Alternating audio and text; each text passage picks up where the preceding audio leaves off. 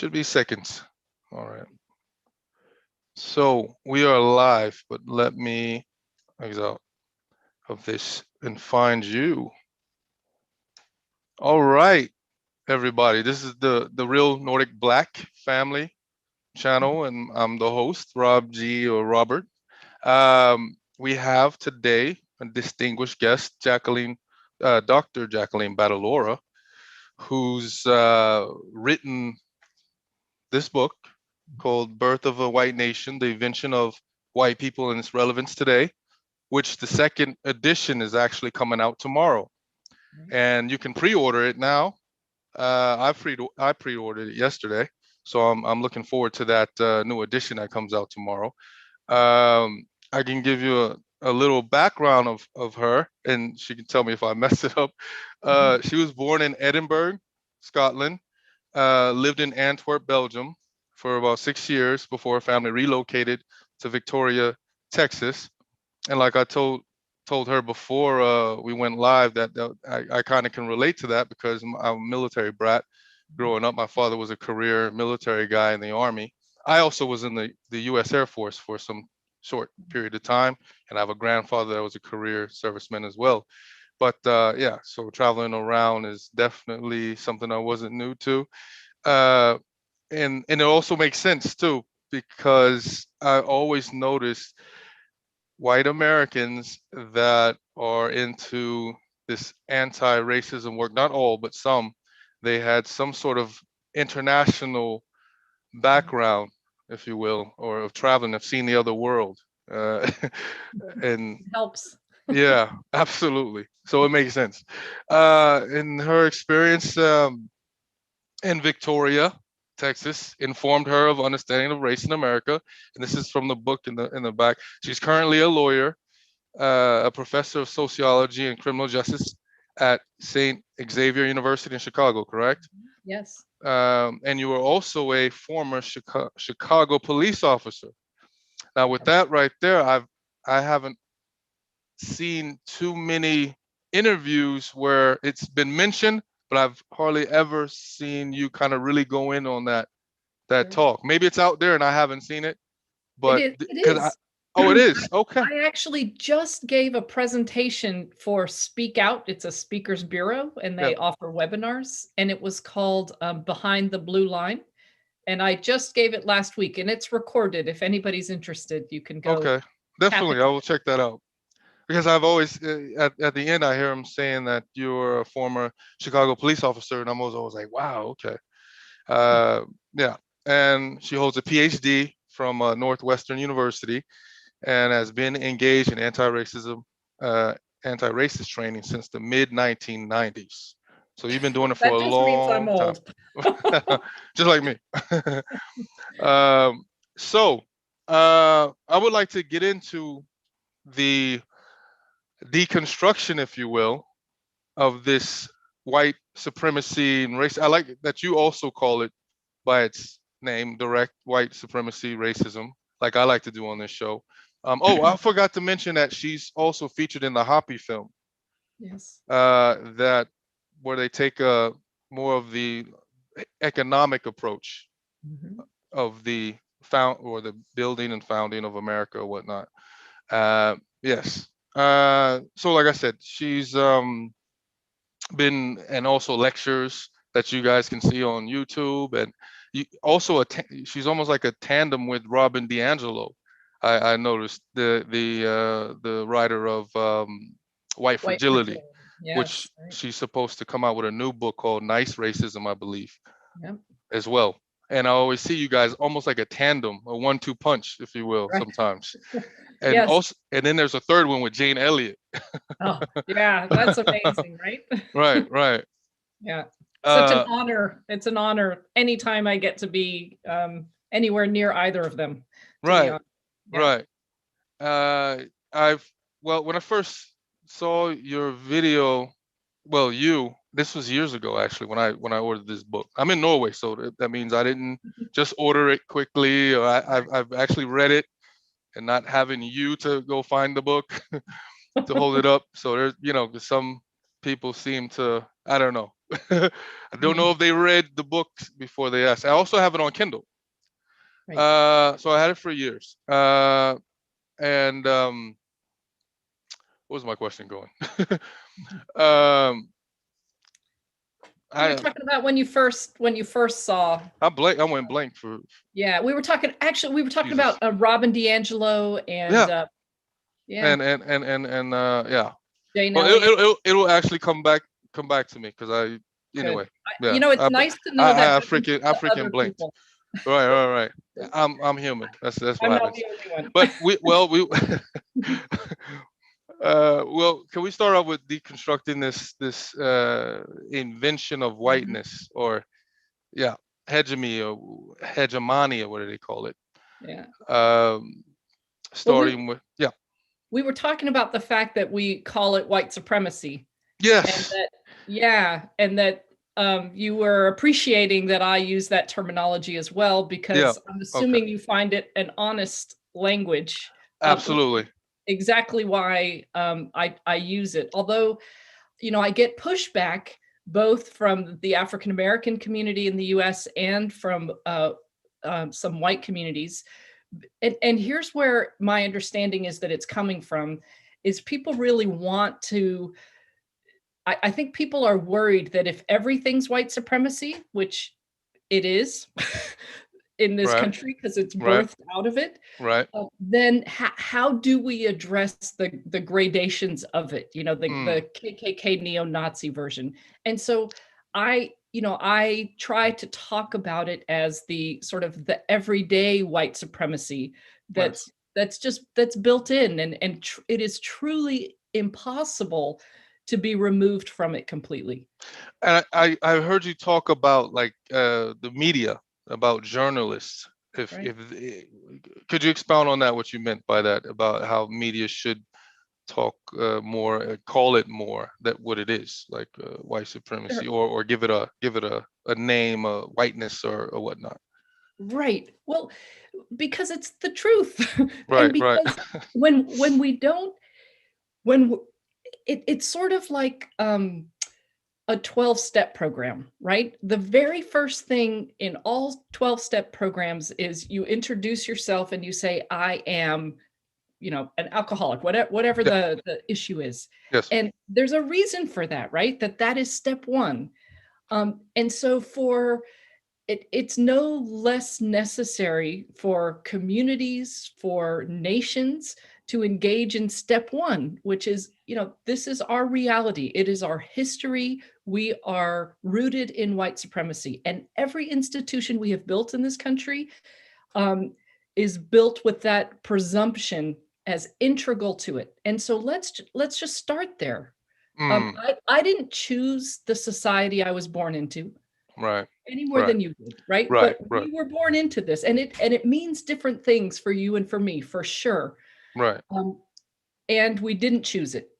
And Correct. so, if we didn't choose it, let's just deal with the reality of what it is. Right. And when we do that, it has real implications for different disciplines or different professions like journalism. Um, and actually, if I may reference two professions where I think it is most dramatic, the the impact of our everyday white supremacy is most extreme and most dramatic in two professions: law enforcement and healthcare, because in both of those areas we leave bodies behind. As we see today. Abs- Absolutely. yeah, Absolutely. it's nothing new, right? It's Right. nothing new. We're seeing it in a new way, and I think And you definitely would know, being a former officer, for sure. I'm absolutely, sure. and I think these things uh, have been um, transformative in this yes. process, especially regarding law enforcement. Right. And so, yeah, More transparency. well, Now we I were no, I we were remember. always willing to buy the narrative. We white people generally, and I think about my own life, and as a young person hearing about um, gangs and drugs in Chicago during the crack pandemic, and I bought the narrative. I was part of it. Mm, I was willing, and mm, anytime police explained a shooting, right, that narrative was pervasive and there was nothing to contest it. And the narrative still persists. It's not that it's gone, the dangerous Black man in particular, different narratives for Black women and for Latinx men, and et cetera. They yes, have lots of narratives that explain why they're killed. yes. But the video has offered an alternative. Especially from the area where you're from in Chicago. I mean, they call it Chirac for a reason. That's right. It's bodies are just falling. Yeah. Yeah. And so I never answered the journalism question. You want me to go there, or should? Yeah, I mean, you can do that. I was just gonna also add that I remember now a little bit where I was trying to, if I mentioned, I first saw you on Philip Shock Matthews. Yes. Yeah, his YouTube channel. So that's where I was going, and it just went blank.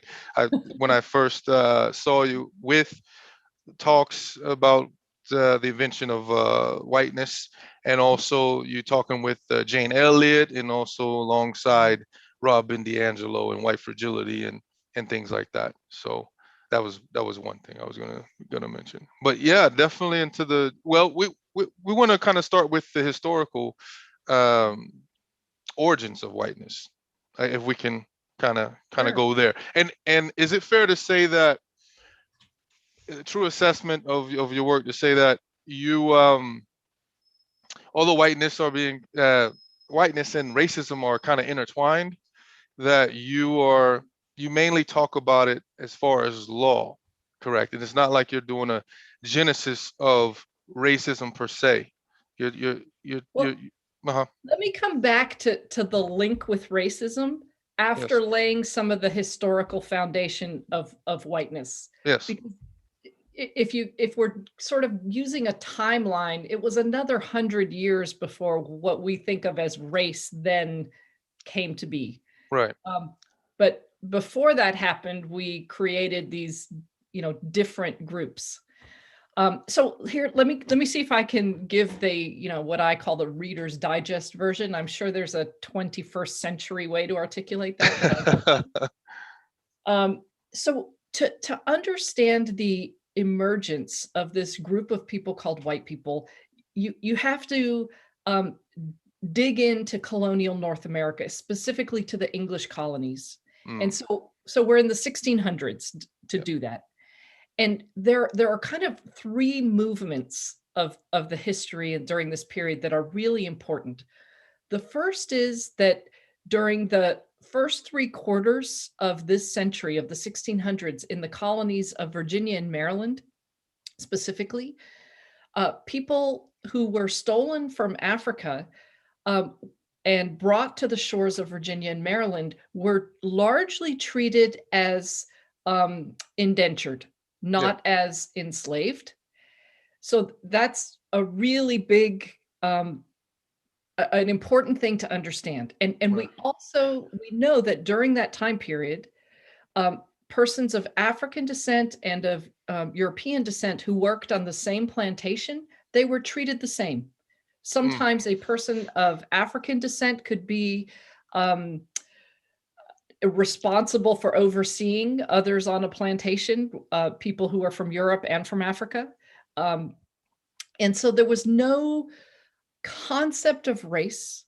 People from Africa or from England were treated the same. Class was the big division. It was not uncommon for there to be free people of African descent at all. And so there was a difference that emerged even during that first 75 years. And what began to emerge is that persons who were stolen from Africa began to be treated as indentured for life, right? Versus indentured for a term of years, which because I was going to say, like, the European indentured servitude, it didn't necessarily mean that they were free as well. Well, they were not free. They were not free. They were absolutely not free. Right, correct. No, and they were, tied up when their ships arrived. They were hosed down, stripped naked, tied up, put on these Europeans were inspected, they had their mouths opened and bodies poked and prodded to see their value to a plantation owner. Right. So I'm so glad you raised that, because you're getting into actually the second point, right? Let me finish the first point, though. I want to make sure people understand this, because Absolutely. free people of African descent, free Mm. men of African descent, had the same rights and privileges as a matter of law as a European man. And so as a practical matter, this is what that meant. He could vote, and he did. He could run for public office, and I have found 3 who held public office, Mm. 3 men of African descent. He could own enslaved people of African descent, and some did. He could own European indentured servants, and some did. They could marry a woman regardless of her nation of origin, and they did with Mm. abandon. And Mm. it was not at all uncommon during a period when there were roughly 10 to 12 men for every woman. So women were a commodity, truly. During Right. this time period, it was not at all uncommon Mm. for free men of African descent to be married to English women, Mm. especially English women. So Yep. these are the things that we should keep at the forefront of our mind right now. And it's really hard. I noticed that as I share this information with audiences, when I lay that out in much more detail than, of course, we can do in this short period of time, but Right. people lose it really quickly Right. because it's so contrary to Mm. our experience and what we've been taught, at least in the US. Yeah. So you have persons of African descent who experience daily life similarly to people of European descent. Mm. You have European indentured servants who are treated terribly. 2 out of 3 died in year 1, Mm. the first few decades, and they were Gotcha. they were just treated like disposable trash. Right. And so those are the 2 really important things, that European people were just treated like disposable garbage. Hmm. And at the same time, people of African descent were treated on par with people of European descent. And so that lasted for a long period of time until there was a massive rebellion in the colony of Virginia called Bacon's Rebellion. Bacon's Rebellion. Yeah, and so Right. this disrupted the colony for well over a year. And in fact, It was pretty big, more than people think, from what I read. yes, A huge rebellion. Correct. huge. No, also, before you continue on, one last thing that I was trying to say when I went blank was I noticed that you draw a lot of your work from Theodore Allen's invention of what was it called, his 2-volume work that I have as well, invention of the white race. It's Race, very yes, very yes. similar, which he's yeah. I do. And in the second edition, I've incorporated significantly from Lerone Bennett Jr. Okay. And he's an African American historian who I heard really of him. takes on white historians Right. in a What really didn't he write something before the Mayflower or something like that? That was his first book. There Yes. you go. Yeah, Yeah. he's terrific. I didn't know about his work when Mm. I wrote the first version. Right. He contributed He's significantly to me for the second one. definitely. And so you have this huge rebellion that locked down Virginia for well over a year. In fact, the governor and some of the other significant loyalists to England actually had to live on the James River for a number of months, waiting for the English to send troops in, Right. before they could come to the shore again of Virginia. And once the troops Catch the beeline home. exactly, Uh, the rebellion was ultimately put down, but mm. not without having made a huge, significant impact, not just in Virginia, but throughout the English colonies in North America. Why? Because the form of capitalism that was taking hold, a form of capitalism that depends on huge numbers of unpaid or paid very little laborers who are paid very little. It's a capitalism that we're very familiar with. Absolutely. Absolutely. And so it threatened all of the ruling elite in those English colonies that, wow, look what can happen when the masses, the 99%, actually unite together Right. against their economic enemy, which is the 1%. Right. Right. Yep. And so following Bacon's rebellion, and here's where Theodore Allen, this comes purely from Theodore Allen. He digs into these letters going back and forth between the legal oversight authority over in London, who have, they're in charge of all the laws of the English colonies, and then the ruling elite in Virginia. And so they're writing letters back and forth. And in this one letter, the ruling elite in Virginia tell the legal oversight authority in London, hey, don't worry about this. We've got it under control. And they articulate essentially that we're going to be pursuing a divide and conquer strategy to make sure Bacon's rebellion can never rise again. And so this is the moment, right? This is where, up until this point, if you study the legal record in the English colonies, you will not see a single reference to any human being called a white person. Wow. Doesn't exist. Were there people with low levels of melanin like me? Of course. They were not called white people, nor did they conceive of themselves as such. Right. The legal record referred to people as English and other freeborns, simply Right. as Christians. Usually, more often than not, a person was just referenced by their nation of origin, you know. Right. And also from what I noticed in antiquity, they and a lot of times they were called. Have you heard of the work by Nell Irving Painter?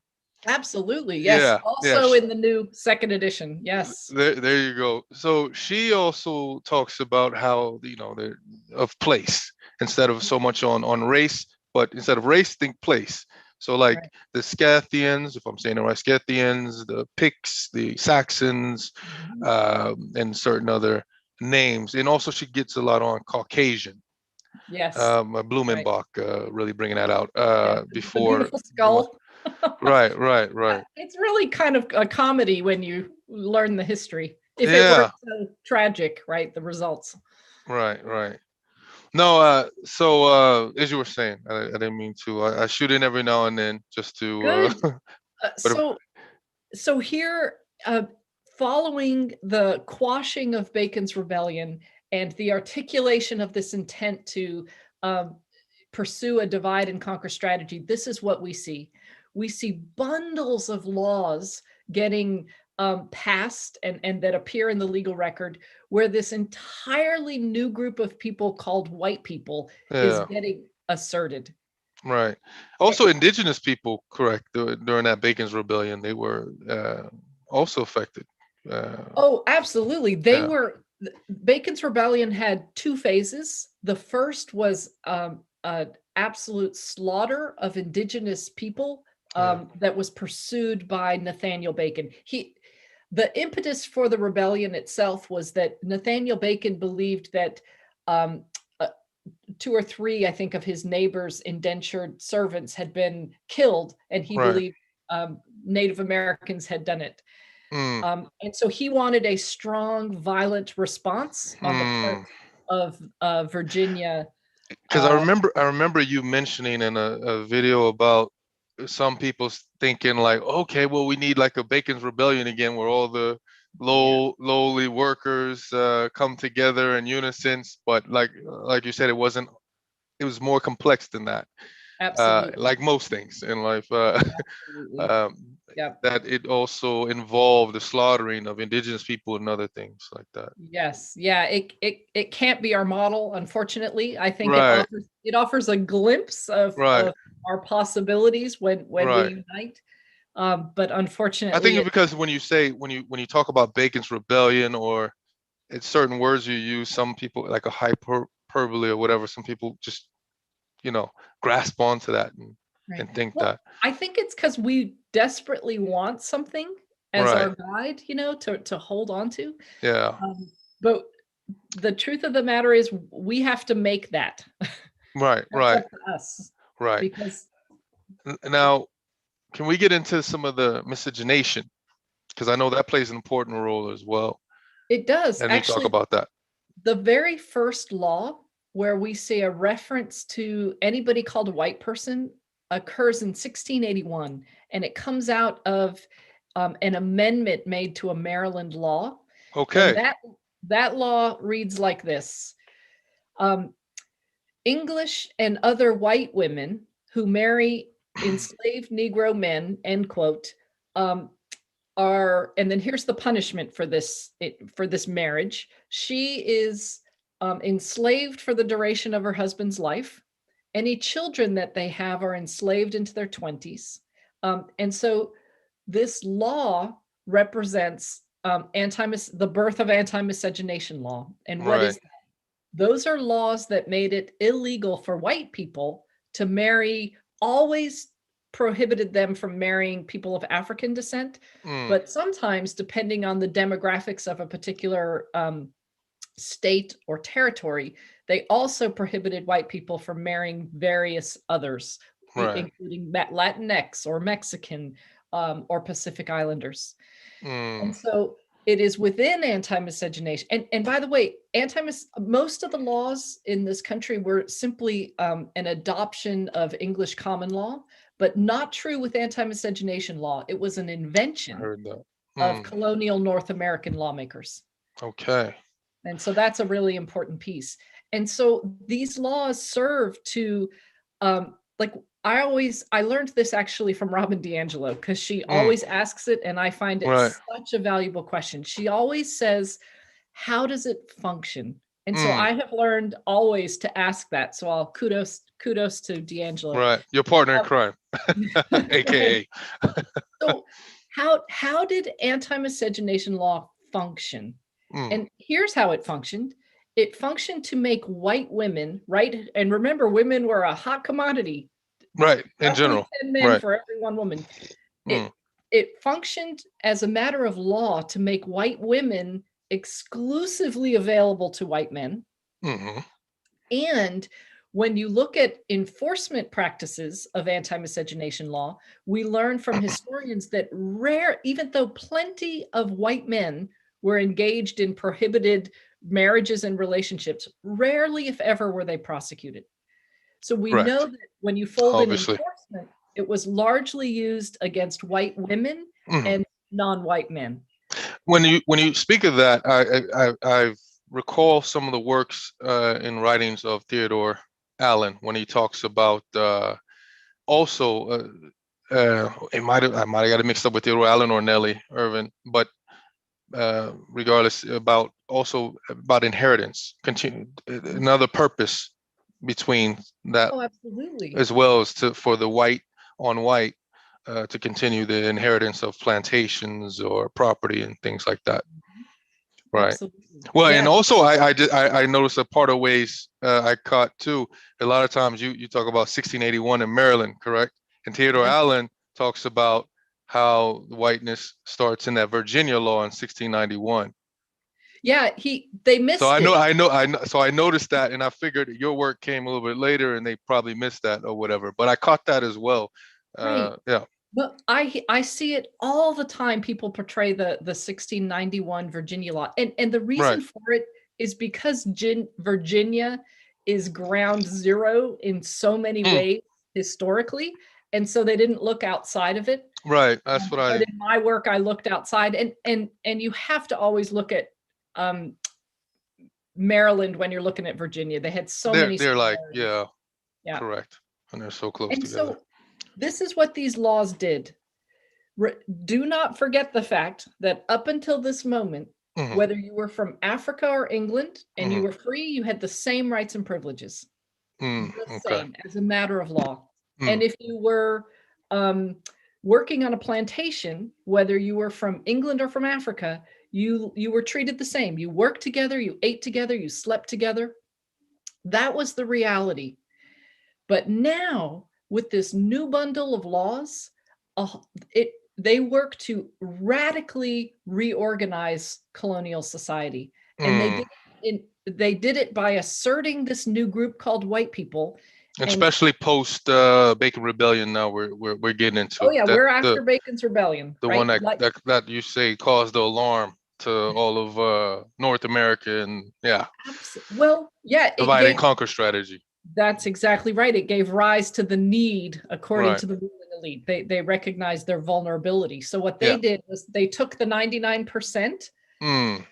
and separated us, Right. and they positioned those called white people above people, Native Americans and people of African descent. So they Right. created this hierarchy among the 99%. So you see these bundles of laws that stripped people of African descent from the rights and privileges that they enjoyed prior Mm. to this time. Correct. Also, the sea change, they call it. I know Theodore Allen talks about the sea change with the Irish, where the Irish became, kind of not white overnight per se, but during Not that. at all. Yeah. Right. Right. Noel Ignatieff um, talks about how he wrote the book How the Irish Became White, and Right. so yeah, that's a terrific Right. I heard exploration. about that work. They went more in depth with that. But like I said, Theodore Allen, he talks about the sea Yeah. change where they were the oppressors, but Mhm. or victims of slavery, and then they became the defenders of slavery and oppression in the U.S. That's correct. Yes. Right. Yeah.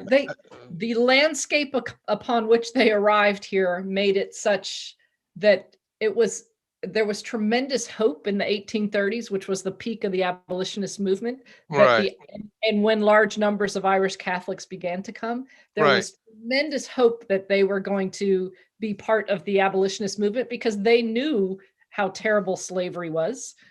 They endured those Adored it efforts. in Europe, and that was Exactly. it, and that's the thing that Nell Irvine really gets into is this slavery, because I guess you can get a sense that they don't talk about white slavery as much because white slavery was pretty heavy there in Europe. Right. Well, I would challenge this. Right. This is what we do. We take, because all we know are the categories for humanity that we've been given, we go back and apply whiteness, right? Mm. We call people white, even though they didn't exist before 1681, Right. right? Right. Right. And so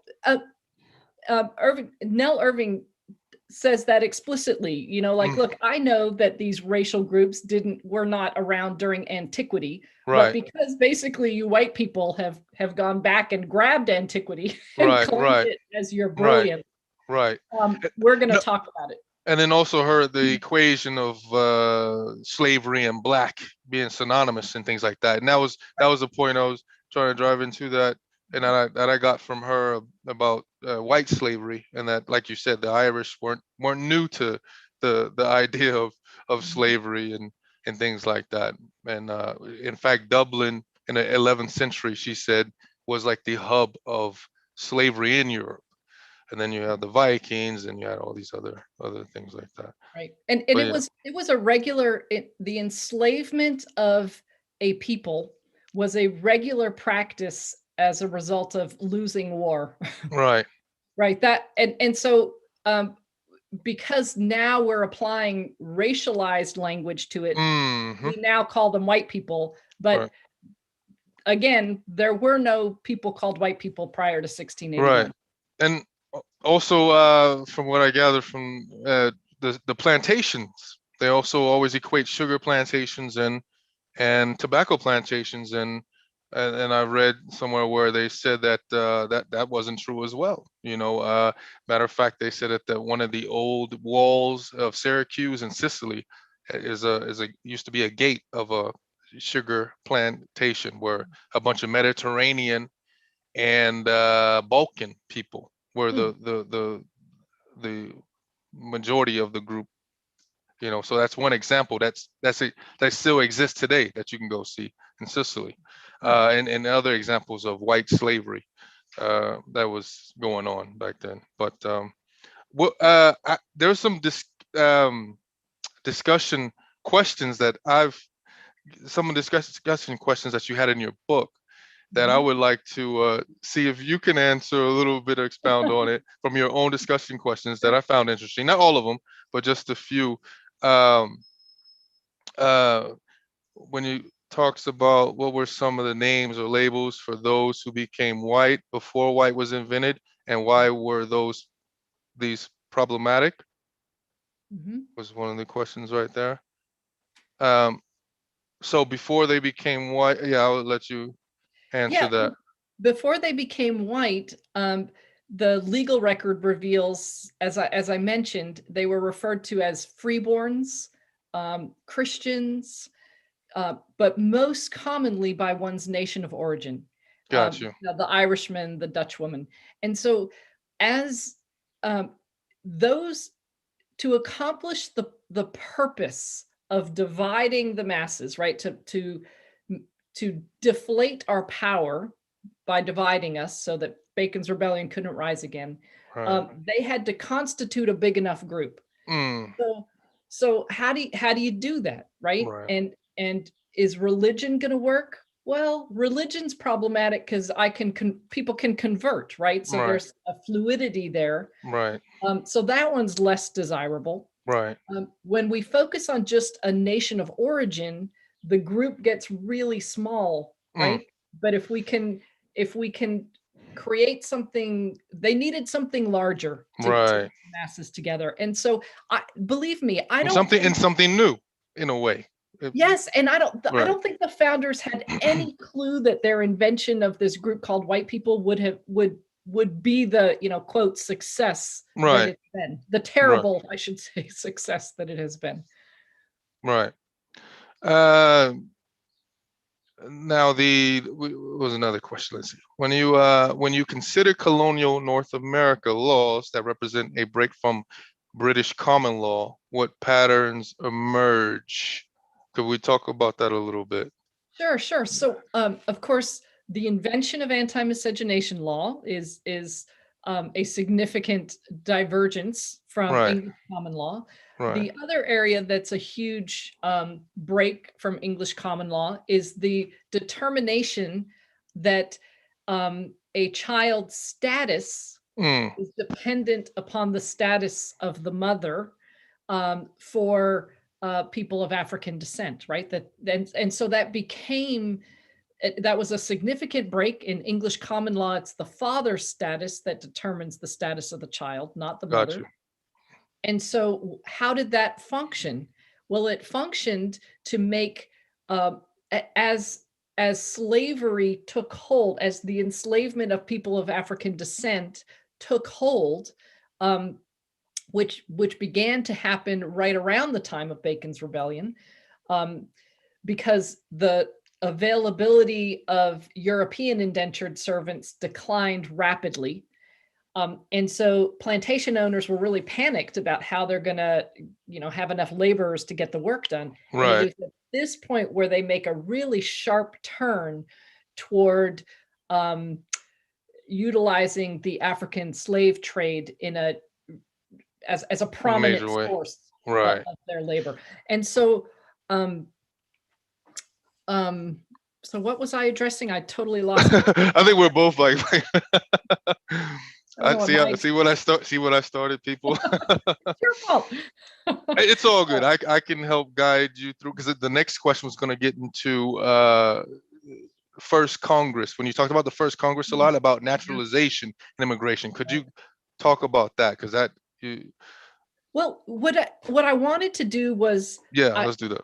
um I talk in the first part of the book about this history where white people were invented. Oh, Yeah, I know. Let me go back and then yeah, I'll yeah. go. That's no So problem. what We're I very wanted to informal on my show. That's why I call myself the real Nordic Black. Yeah. So we kind of just keep it real, get casual, comfortable, not so formal here. Great. Yeah, Well, thank you. Thanks for yeah, the flexibility. So, yeah. Yeah. so um, what happened when all these new laws that asserted this entirely new group of people called white people, it Yeah. functioned to radically reorganize colonial society, as I mentioned, Hmm. um, and not only did it position this new group of laborers called white laborers above laborers of African descent and indigenous people, Yes. it functioned in that way, as we already talked about, but it also functioned to link this group of laborers called white people with the ruling elite. Because look, if there's That's right. one thing all the 99% could agree on is that Mm, we hated them. They mm, exploited our bodies, our potential, our future, our children, our families. We hated them. right. But now, this new group of laborers called white laborers, now they share something with that ruling elite. And what they So share is a they had a status called yeah, white. right. And so In they kind view, of had to give them an anchor for or an access to whiteness to inheritance and other things. Capital yeah, they yeah. to it functioned to create an alliance that never existed before. Right. And because subsequent to that time and up until today, I would claim this group of economically regular people called, white Right. laborers today Right. continue to feel a greater alliance and allegiance to um, white ruling elite who are Right. among the 1% than we do to our African American neighbors, our Mm, Latinx neighbors, even though our economic reality and our is far more similar right. to those groups than to the ruling elite. So whiteness, the That invention of white people functioned in those two ways that just radically transformed society. And so we go from this colonial period, right? So we're in the late 1600s mm, to um, we jump ahead 100 years, right, to the founding of the United States of America and its very first Congress mm, that met in 1789 through 1791. And they were tasked with crafting all the laws of this brand new country. And one of those laws concerned immigration and naturalization. And so our founders determined that in order to naturalize, and just to be clear, naturalization is the process that one must go through when you're not born in this country and you seek to become a citizen of it, the right. naturalization process. So our founders determined um, and that in order to naturalize a citizen of this brand new country, you have to be white. Mm, And so um, to me, I because I didn't have time to examine what happened during this 100 years with regard to this group called white people. right. Like because it was um, invented in the latter part of the 17th century, so it could have gone by the wayside. It could Mm, have been considered not so important, right. or it could have become more deeply invested in hearts and minds and institutions and structures. And so what what can we look at to tell us which direction it went, even though we know we know Right. because we're living it, but Right. historically, what would be a marker? And so when I dove into the material from the first Congress, and the work of ENF Haney Lopez, who wrote White by Law, Okay. um, study of these naturalization cases, um, this law just stood out because let's look at what the founders privileged here, right? More valuable than the knowledge one possesses, more important than the skills that a person has, Tell me about it. um, more important than one's love of liberty and freedom and all of those principles that the brand new nation was presumably founded upon. They privileged white above all of that. And The they did it for white privilege. Definitely, we can get into they that. did And it that, for yep. 150 years. For uh, 150 years. And so Right. I just want to be clear about what that meant and what that white privilege um, looked like for whom. So Mm, whether you were male or female, but white, you got it. mm, You were Christian, Jewish, Muslim, or atheist, but white, you got it. Whether you were rich or poor, you got it. But white, you got it, right? Right. So and even though people maybe didn't ask for it, right? It was a feature of law. That's the point. That this everyday white supremacy, it it is a result of a society Mm, built upon the presumption of white people as superior. That's just a feature of law, mm. And that policy. and that we see to this very day. I mean, and like I said, it all makes sense because I mean, in Europe back then, you talk about, oh, look, I'm white, I'm entitled to this. They'll look at you like, and what is, Right. but in the US around that time frame and till this very day, being white has its privileges and Absolutely. things like that. Yeah. Absolutely. So did I The mhm. address your question about the naturalization law in the first Congress? Yeah, yeah, Good. you were going in on that. Definitely how yeah, absolutely. Also, I remember I wrote some notes on that when you went in on that question before. How, like I said, not skills mattered, not knowledge, not Right. time served in the military, Right. not time living in the country, or things like that. It Right. was pretty much being white. And how about like the slogan "Make America Great Again" and things like that? And can you connect that with what's going on in modern times with the naturalization and being American and equating that with being American? Yeah, absolutely. In some ways, that's a pretty clear, Nationalism or whatever you want to. yeah, Yeah. more obvious connect with that the Trumpism. But Right. naturalization law, because it required one be white, Hmm.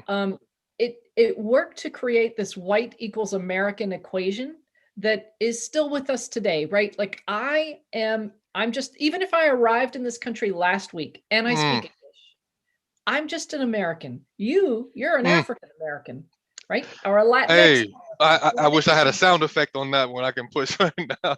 right? So linguistically, we preserve that white equals American equation. Absolutely. And then it is enacted, the presumption of white as American gets enacted all the time. I can't tell you, well, you would know even more than me, as an insider to the conversations of parents of color who get asked by white Hmm. parents on the playground, where are you from? And then, when they say Baltimore, Yeah. no, where are you from? Where are you Yeah, really yeah, from? yeah. You know the lingo Yeah, so for so sure. it's we preserve that white equals American equation that the Right, naturalization law that required one be white to be American worked to right. create. And it worked to create that equation in a myriad of ways, not Hmm. only from just the language of the law itself, Right. but how did that function, right? We have people coming in, uh, laborers from China who came in to pan for gold and build the most dangerous sections of the transcontinental railroad. Right. And when they came, they were determined not to be white. And so when you're not white, Mm, even though people from your country are coming in large numbers, it keeps you from, when you're not a citizen, you can't vote, and when you mm, can't vote, you can't express the needs and desires of your community, right? You're correct. um, kept out of the Voiceless. formal legal Yeah. process, Right. and so they were Disenfranchised. rendered, yeah, absolutely. They were rendered cheap and dependent labor, right? There's Hmm. always this economic component to this race stuff that Most serves the ruling elite. Always. definitely, definitely. Yeah. They're tied together. Um, Also, you talked about how, and this is what I would like you to expand on, about how racism and white supremacy also harms white people. Absolutely. So here's the way that I know how to explain this best. So if you'll tolerate me sharing a story, is that Yeah, yeah, yeah, of about a few course, of minutes? course. Okay. Well, so I just want to share a moment that, an eye-opening moment for me. So it happened when I was in graduate school, And I had come home from classes and I just wanted to check out, and I plopped on the couch and I turned on CNN, which was the only 24/7, news at the time. I remember. And Yeah. so I'm watching, and the journalists are covering the shooting of six white people on a Long Island commuter train. And I was, watching, and they were interviewing witnesses and family members, survivors, and I Mm, just sat there and I was so struck by how many people's lives just became radically different in a a span of minutes, literally. I right. thought about parents who had a child that they'd never see again, and Mm, about children who now had a parent that they'd never see again. right. And I was so sad and kind of shaken by the story for the rest of the night. I had tears in my eyes. Mm, And so that day passed, and then 3 or 4 days later, again, I came home, plopped on the couch, turned on CNN, and on this particular evening, the news was covering the killing of 3 African American adults. And I got up and made dinner. And while I'm waiting for water to boil and chopping onions, mm, I realized for the first time in my life that I had no empathy, that mm, I wasn't thinking about parents who now had a child they'd never see again, about mm, children who had a parent they'd nothing. I had no tears in my eyes. I had nothing. mm, And the crazy thing to me about this moment was that had you asked me, I mean, a millisecond before I had this awareness, first of all, I would have been offended by the question. mm, Second, I would have answered in the affirmative. And third, I would have believed it to be true. But now I couldn't entertain that anymore because I knew something. right. So Right. I literally have spent decades exploring what happened to me, because I Mm, knew from the very first moment of this awareness that I was not born that way. I knew that something had been done to me, and now mm, I have language to describe what had been done to me. It's called whiteness. right. and And and so eh, eh, I realize, and we know that a healthy human, just sort of psychology 101, a healthy human is a human who can empathize, right? We call psychopaths those people who don't right. have empathy, right? Right. We're like in a psychopathic state, Right. right? Right. White people. And so that that moment of realization was huge for me. And Right. I at first I thought it was just me. It was just Jackie Battalora. Right. But Right. I quickly realized when I went to work as a police officer, in fact, Right. Right. that it was a white people Mm, problem. mm, And how did probably the most clear and easy way to explain that is to compare the work I was involved in as a police officer, which occurred on, the tail end of a crack addiction. Right? Which communities were disproportionately impacted by crack addictions? Southside. Yeah. African American African communities American across the communities. Yeah. country, Yeah. Yeah. right? And how did we, the people of this nation, respond Mm, to crack addictions? What did we demand of our lawmakers? We demanded they be tough on crime. We right. we were pleased to have our tax dollars flood into the militarization of law enforcement, to flood into the construction of massive prisons, to become the country that incarcerates more of its people than any country in the world. Absolutely. That's how we responded. Now jump to 2000. A new addiction is grasping the nation. This time it's to opioids. And this time the communities disproportionately impacted are white and wealthy. Mm, And how have we responded? Not yeah. with be Not. tough Not. on Not. crime, Definitely not with the incarcerate. same harshness. No, not with Harsh. empathy. That's my point. With Yeah. empathy, because we see Right. white people as human beings. Right. And Right. we white people who remain disproportionately in positions of power do not experience. I mean, how powerful is that? How damaged we are by Right. what Right. we do not Our policies and practices reveal that we do not see people of color, Black people in particular, as less than human. Right.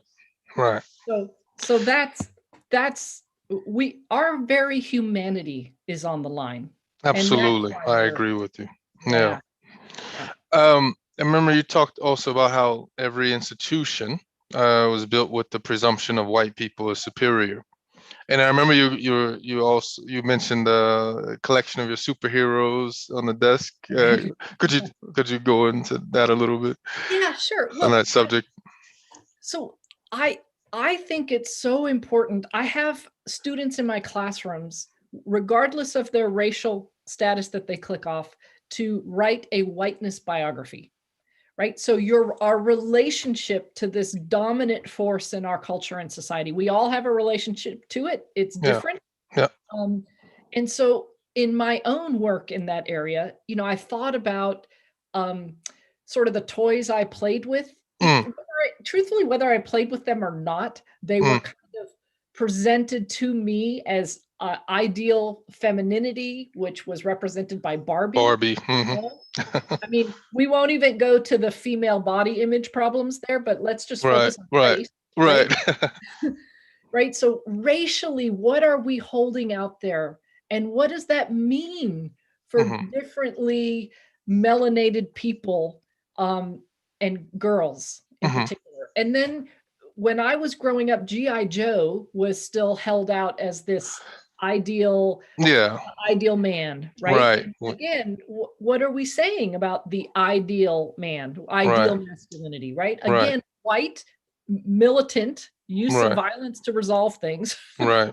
like a million problems, but racially, again, white. And then when you start exploring superheroes, um, you see that people who are not white are totally excluded until only very recently, right? Mm, Like Black Panther. And I brought my daughter and one of her closest friends to see Black Panther, and her mm, friend is African American. And they were just, little kids. They must have been, I don't know, third or fourth grade. And it was so powerful because um, when the film ended, um, we all sat there and loved it and just talked about how great it was. But um, her friend, who was African American, like had tears in her eyes. Like she was like, it's one of the first times I've watched a movie mm. and felt proud of my Absolutely. race.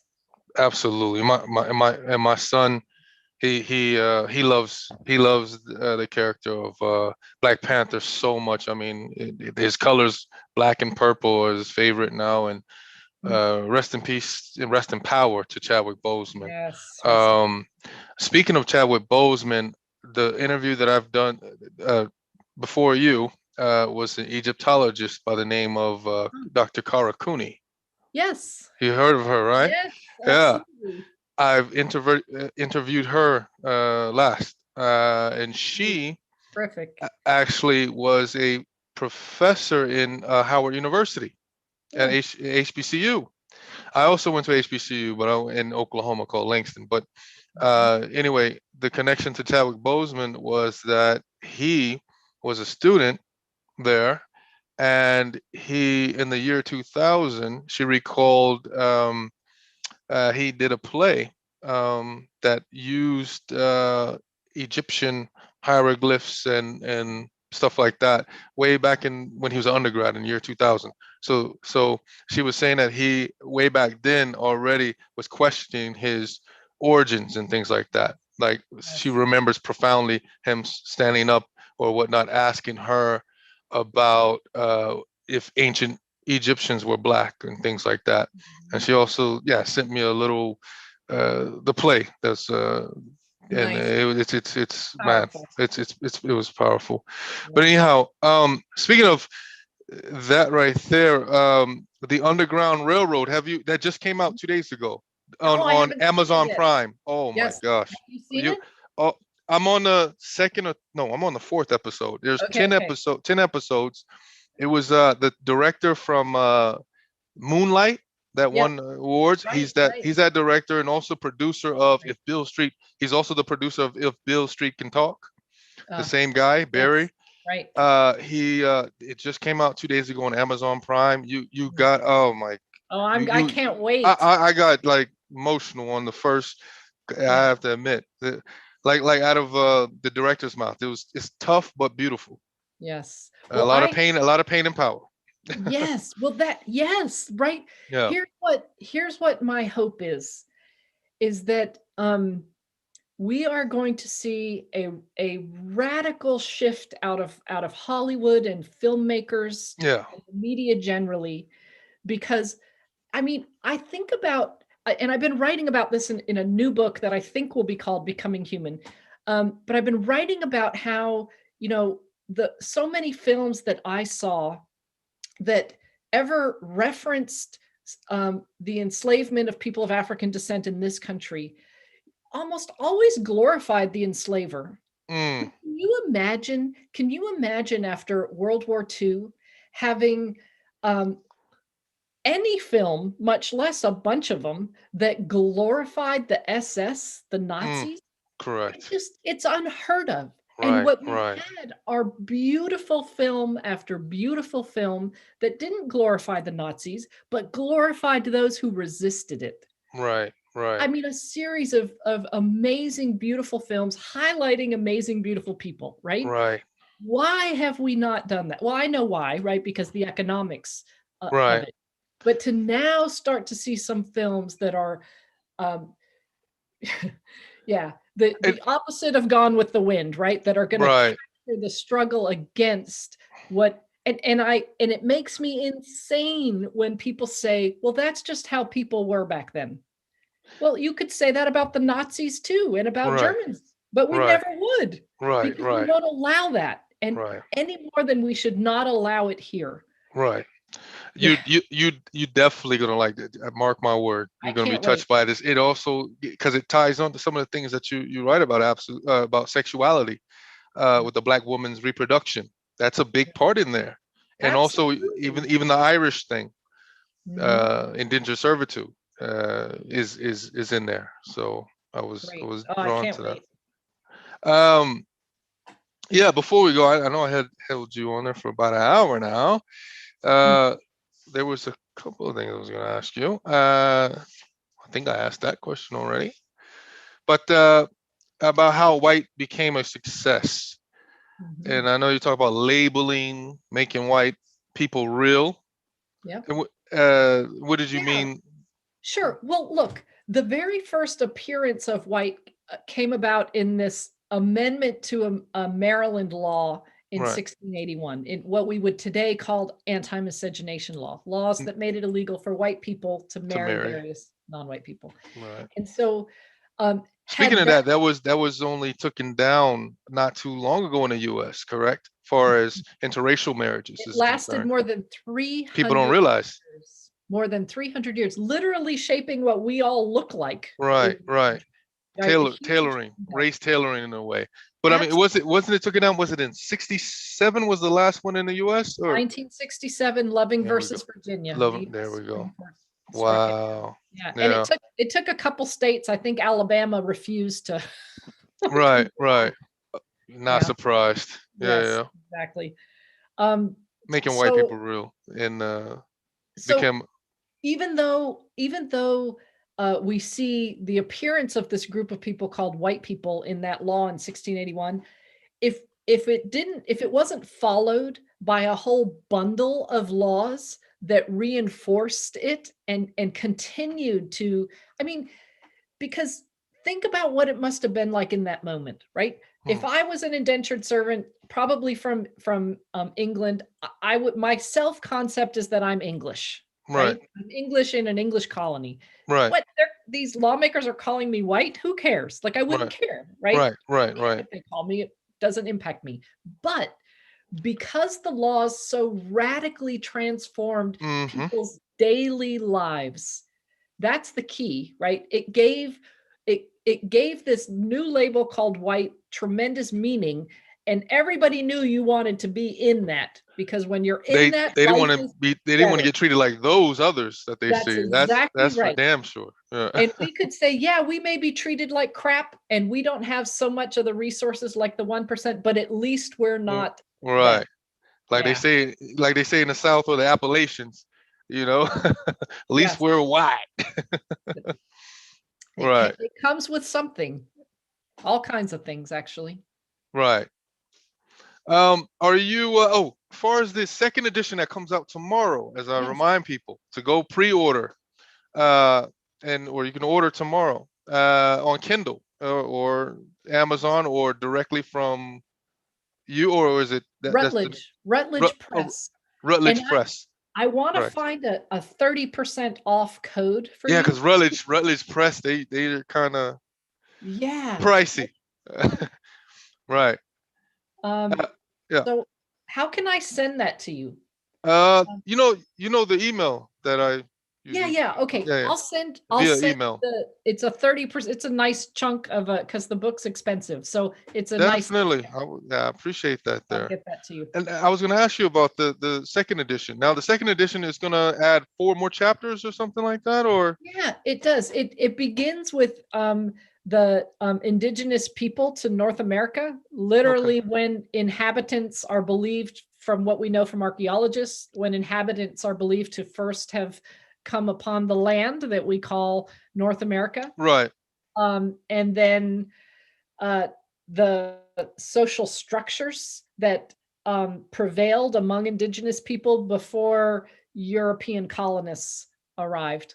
Okay. So it captures that history. Truthfully, every chapter has been modified and updated with, Tweaked a little bit. yeah, with recent Updated. scholarship. Yeah, Right. Kendi's work is drawn upon. Um, Absolutely. Absolutely. Irving. I think he's like on the height right now. Oh, He's having a run right now. he should. Kendi. He Yeah, should yeah, be. absolutely. He's changed the conversation in a way that is, I think, has potential for some serious transformation. And so, I kudos to Dr. Kendi. Right. Have you been out here in Europe? Far as I know you've was born in Europe, but I mean, when you're in the height of your kind of anti-racism work or whatnot, have You know you? what? I have uh, done some work in Canada and Okay. England, Okay. and had I once, hopefully COVID is done, I'll be Right. making a jaunt to South Africa at some point. It's not in this Okay. too near future, but hopefully coming out. So that's about my international exposure so far. So not Scandinavia. No. Not yet. I'm Yeah. counting on you for that, Robert. Hey, we're gonna try to make it happen at some point, for sure. Uh, yeah. No. I think you answered some of the questions in the beginning because I was gonna ask you if you had any white backlash after when Oh, you. that you mean death threats? Yes, Wow. absolutely. Especially in the beginning when you first really started to. You know what? I presented this material for the very first time on the Hmm. invention of white people part, Right. um, to an audience of just under 3,000, Hmm. um, in Madison, Wisconsin, and I That's a very heard the, wide area there. yeah, yeah, yeah. Right. Anyway, a Fox News program had my voice presenting in the background while, um, a conservative white woman was talking about liberal academics brainwashing, using your tax dollars to brainwash teachers. Anyway, Right. Right. yeah, that was the claim, and it Right. and it was followed by the death threats, bomb threats, and the like. Wow. Yeah. Wow. Wow. But You know what? still that didn't deter you. No, I mean, it's always scary. I'm not going to say that it doesn't impact me, but Right. here I learned this from my spouse, who's in the a labor activist, Right. and that is, you always you know when you've hit something real, something Hmm. that could potentially make a change, Right. when people are respond as if they're hanging on for life. Right. And Right. so, as much as the fear is sort of balanced by the fact that, wow, we've really touched on something that's a threat to Right. this white supremacy structure. So Right. yeah, Now I that's remember. just great. Now I remember where I was gonna kind of go at the end. I am also part of a anti-racism group and also a couple of so-called Black conscious community groups or Mhm. whatnot. But this is towards the anti-racism group that's filled with white people and these Mhm.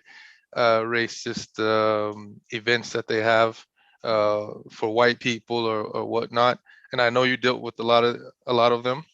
Mhm. What is your sense of these positive and negative in these anti-racism kind of groups and Yeah. things? Well, I think, look, the fact that we have seen a significant increase in the presence of white people at Black Lives Matter Right, demonstrations in the U.S. since the murder of George Floyd, right, and Black Lives Matter protests on every continent around the globe except for Antarctica, right, that's that's something new.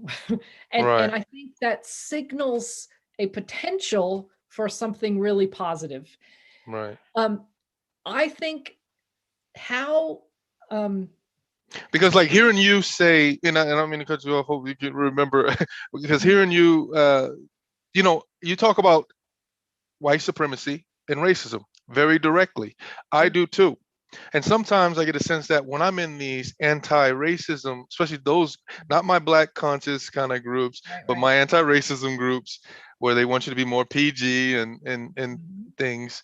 Um, but it's hard because you have to address it and be more direct if you kind of getting to the Yeah. root of it. And so, bringing in a white woman as yourself, Mhm. uh, that is in some ways what it's more palatable to them, but Absolutely. exactly surprisingly hearing you attack it very directly, Yep. and to some people that may be a surprise or maybe not a surprise, but I always Mhm. get a sense because I when I talk in these groups and they say, oh, watch what you say, you're saying too much about white supremacy, racism, and things like that. I'm like, well, some of the people that you follow or try to get in to talk, like Robin D'Angelo, Jane Elliott, uh, Battalora, and some of these other white people that talk about anti-racism, they talk and I try to let them know they talk directly about race and things like that. That's why that was one point of bringing you in and allowing you to talk and listening to you say, talk about it directly. Yeah, look, some people think that I have been told by some people that white people have no business being in this work. There's no place for Mm, us getting paid to speak. Unfortunately, the result would be that only rich white people then could do the work and be a speaker. And I'm unfortunately not in that economic position to be able to do this work without getting paid. mm, Um, and so I, I've had to grapple with that because I also know that white people have exploited people of color, since the invention of white people. And so correct. I always have to check myself and Right. have a community of people of color to help me assess whether I'm falling into whiteness and making Mm, excuses for whiteness. mm, mm, But you raised the point, which is where right now anyway I land on my approach to this work and getting mm, paid to speak about this, is that while there are still so many white people in particular who can only hear this from another white person, there's a place for me. Um, absolutely. and when that shifts, Hmm. then there may not be a place for me. Mm, Um, but I know that we white people need to hear from people who aren't white desperately. But um, too many are unable to do that without understanding this history. And I hope that I bring it to people in a way that's like, it's not our fault. I didn't make this history. Like, I right, didn't right. do it. I play a role in whether it's going to continue and how today, for sure. Hmm. But I didn't make it. And so to me, I find it really empowering Hmm. having this information. Right. Um, because by understanding it, I can see my whole, I mean, learning this information changed everything about me. It created I know that it opened up that awareness that I explained that day when I realized I had no empathy. But Mm, it was part of that intellectual learning that opened up that moment, that allowed that moment to happen, right? Because did I experience lack of empathy before that? Oh, a trillion times, but I right, couldn't see it. I right. wasn't able to see it. I That didn't, yeah, I'm also reminded about that, and I posted this on my Facebook before, with James Baldwin when he says a liberal is someone who thinks he knows more about your experience than you do. yes. That's man, that's pretty heavy right there. Yeah. I And just some wrote a little piece, a little op-ed-ish piece that I'm gonna send out and see if any of the, catches traction. yeah, if it gets a little, just, and the whole point of the piece is that if this anti-racism movement is stopped, it will be because of liberals. Mm, And I okay, talk about why, okay, how okay. how and why. Now Yeah. this brings me to, now I'm reminded what I was about to mention.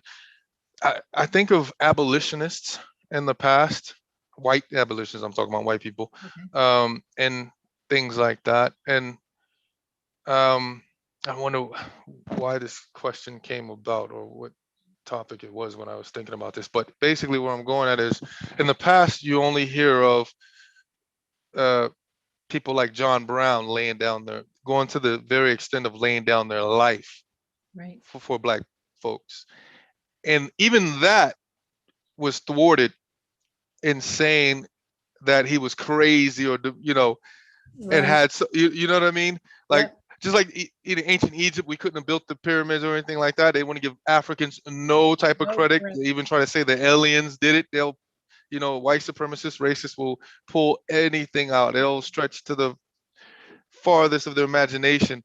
And Right. like I said, even with John Brown, who's praised overall, they had that new series with Ethan Hawke, I believe. It was a Right. movie or series with Ethan Yep. Hawke that I caught a glimpse of an episode or two. Uh, and like I said, they even try to made him, John Brown, so deranged and just Right. stir crazy. And I don't know if the message in that was like, well, you see, it in order for a white person to really be that so serious to take their life, they would have to be deranged and crazy. Right. Otherwise, yeah, Yeah. Well, all I can say is I've never been more human in my life. right, right. So doing the work allows for a healing from the damage that whiteness causes to white people. I mean, it Right. causes damage to non-white people, of course, as well, Absolutely. Right. but Right. the healing is different. Right. So, is Yeah. there any work that we can kind of look out for besides the new edition tomorrow? Yes, Everybody tomorrow. get the That's new edition huge. tomorrow. Also, like this video if you like it, and also subscribe, please. But yeah, the new edition that comes out tomorrow, of Birth of a White Nation, the invention Right. of white people and its relevance today. The new cover that Yep. I will also put as a thumbnail close, Okay. next to your picture. Perfect. Um, Also, yeah. So you said an op-ed that you're Yeah, about to put I out, and any have a other things in I the do. I that you have can talk that you can talk about in yeah, the yeah, works. I have a new book that I'm trying to wrap up. It's less academic and more Okay, like popular. some of the stories that I Right. shared with you. You'll find them Got you. in Got here. okay. Um, so I think it will be called Becoming Human. Your audience can tell me if you think that's a good title. I like that. I like that. I like that. So that it's not going to come out this year. I'm hoping for 2022. Okay. Okay. I was also looking forward to reading your partner in crime, Robin DiAngelo's Nice Racism. Yes. I wonder if she draws stuff from like Good White People from Shannon Sullivan. Right. Yeah. Yeah. I wonder if she draws a lot of that. So I'm waiting to see how that one You got one more comes up. month to wait. Right, right. Yeah, I know. I'm And looking I'm gonna forward. dig into yours tomorrow. Great. Thank you. Thanks for having me, Robert. And Yeah, thank yeah. you for those who listen. Thank you. Right. Thank you very much. You're welcome. All right. Have a good one. You take care.